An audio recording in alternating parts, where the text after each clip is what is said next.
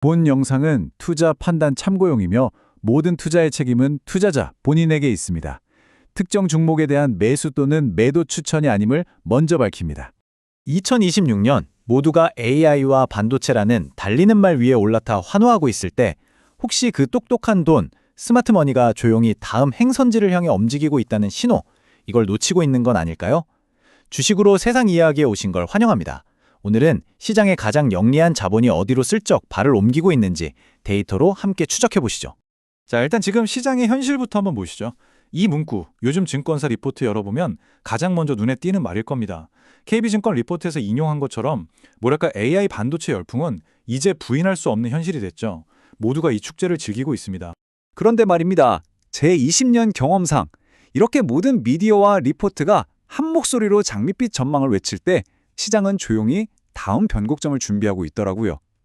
탐욕이 극에 달했을 때가 사실 가장 냉정해져야 할 때라는 거죠. 어쩌면 가장 벌기 쉬운 돈은 이미 다 우리 주머니를 스쳐 지나간 게 아닐까요? 물론 이 강세론이 아무런 근거가 없는 건 아닙니다. 이 차트를 한번 보시죠. KB증권 데이터인데 AI 메모리 수요의 무려 70%가 이 AI 서버 하나에 집중되어 있습니다.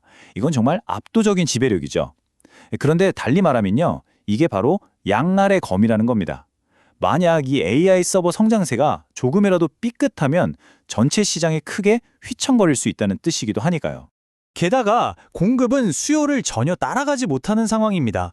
올해 AI 메모리 공급 부족분이 30%를 넘어설 거라는 게 시장의 공통된 의견이에요. 이건 그냥 좀 부족하다 이런 수준이 아니고요. 말 그대로 없어서 못 파는 지경이라는 거죠.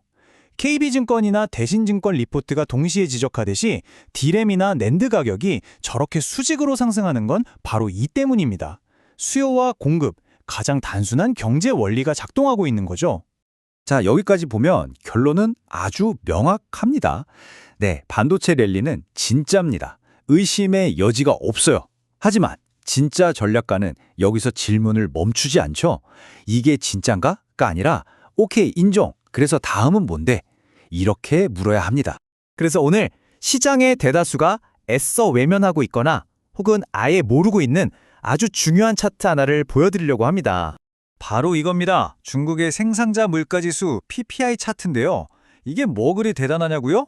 수년간 이렇게 하락세만 보이던 이 지표가요, 2025년 말을 기점으로 드디어 하락을 멈추고 바닥을 다지는 모습을 보이고 있습니다. 아직 극적인 반등은 아니죠. 하지만 중요한 건 바로 이 방향 전환, 이 변곡점 그 자체입니다. 왜냐하면 이 지표야말로 철강이나 화학 같은 글로벌 경기 민감주, 즉 시클리컬 섹터의 부활을 알리는 가장 신뢰도 높은 선행 지표이기 때문이죠. 이게 그냥 제 추측이 아니냐고요? 과거 데이터가 아주 명확하게 보여줍니다. 2016년 중국 PPI가 바닥을 쳤죠. 그리고 정확히 6개월쯤 뒤에 철강, 화학주가 엄청난 랠리를 시작했습니다. 2020년 팬데믹 이후에도요, 소름 돋게 똑같은 패턴이 반복됐습니다. 자, 그리고 지금 2026년 PPI가 다시 바닥을 다지고 있습니다. 여러분, 그 다음은 무엇일까요? 그럼 이 PPI는 대체 왜 지금 방향을 트는 걸까요? 아, 이제 중국 경기가 회복되나 보다, 이렇게 단순하게 생각하시면 핵심을 놓치는 겁니다. 진짜 이유는 바로 중국 정부가 꺼내든 공급 측 개혁이라는 카드에 있습니다. 이게 뭐냐면요, 아주 간단합니다. 정부가 말 그대로 칼을 빼들고 과잉 공급 산업의 생산 능력을 강제로 줄여버리는 겁니다. 그리고 경쟁력 없는 약한 기업들은 시장에서 퇴출시키는 거죠. 이게 무슨 앱이냐면요, 2025년 7월에 나온 중국 정부 발표는 사실상 이제부터 이 바닥 치킨 게임은 끝이다 라고 선언한 거나 마찬가지입니다. 주요 타겟은 철강, 화학, 태양광, 배터리 같은 산업들이고요. 경쟁력 없는 좀비 기업들을 정리해서 공급 과잉을 해소하고 살아남은 승자에게는 가격 결정권이라는 선물을 주는 거죠. 우리 같은 투자자 입장에서는요, 가장 골치 아팠던 예측 불가능한 공급 리스크가 제거되는 셈입니다. 자, 이제 슬슬 그림이 그려지시나요? 지금 시장의 영웅인 반도체는요, 높은 성장성과 기대감을 등에 업고 미래의 이익, 즉 PER로 평가받고 있습니다. 반면에 시장에서 완전히 잊혀진 언더독, 이 경기순환주들은 바닥을 기는 실적 때문에 지금 당장 회사를 청산했을 때의 가치, 즉 PBR로 평가받고 있죠. 이 표를 보시면 그 차이가 아주 극명하게 드러납니다. 2026년 2월 기준으로 반도체 섹터의 추가 상승 여력은 이제 다소 제한적으로 보입니다. 그런데 화학 섹터의 PBR을 한번 보세요. 현재 0.6배 수준인데 목표치는 2.0배, 200%가 넘는 상승 여력이 보입니다. 철강은요, 0.2배에서 0.5배, 이것도 100% 이상이죠. 리스크 대비 보상, 즉 가성비가 어디가 더 매력적인지 명확해지는 순간입니다. 저희 같은 전략가들은 이걸 비대칭적 기회가 열리는 구간이라고 부릅니다. KB증권 박건희 차장의 말을 빌리면 딱 이겁니다. 반도체가 나쁘다는 말이 절대 아니에요. 다만 돈을 벌 수 있는 더 큰 기회, 그 자본이득의 잠재력이 어디로 옮겨가고 있는지를 봐야 한다는 거죠. 그렇다면 이 거대한 흐름의 파도를 우리는 어떻게 타야 할까요? 스마트한 순환매, 즉 포트폴리오 로테이션은 3단계로 접근하는 게 좋습니다. 첫째, 너무 과열된 반도체 주식에서 일부 이익을 수확합니다.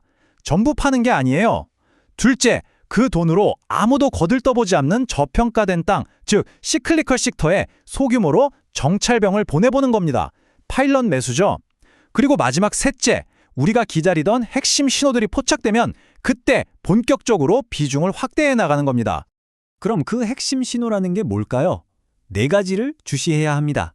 거시적으로는 중국 PPI가 드디어 플러스로 전환하는 순간, 시장에서는 위안화가 달러 대비 꾸준히 강해질 때, 산업단에서는 중국 내수, 철근 가격 같은 실물 지표들이 고개를 들기 시작할 때입니다. 그리고 이 모든 흐름에 불을 붙일 결정적인 촉매제는 바로 3월에 열리는 중국의 양회가 될 가능성이 높습니다. 꼭 명심하십시오. 이건 주식시장의 절대적인 고점과 저점을 맞추는 그런 신의 영역에 도전하는 게임이 아닙니다. 거대한 사이클의 변화를 남들보다 반발짝만 먼저 알아채고 내 포트폴리오의 위험 노출도를 전략적으로 이동시키는 지혜로운 과정일 뿐입니다. 자, 오늘 이야기의 핵심을 정리해 볼까요? AI 파티는 아직 끝나지 않았습니다. 하지만 진짜 더 큰 만찬은 저쪽 구경제, 올드 이코노미 섹터에서 조용히 차려지고 있다는 걸 기억해야 합니다. 그래서 여러분을 위한 한 줄 전략은 이겁니다. 지금의 영웅인 반도체를 버릴 필요는 없습니다. 하지만 그 영웅이 벌어다준 돈으로 소외된 언더독에게 자금을 대기 시작해야 할 때입니다.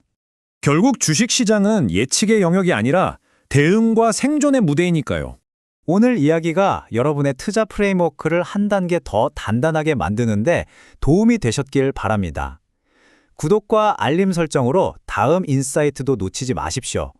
지금까지 주식으로 세상 이해하기였습니다.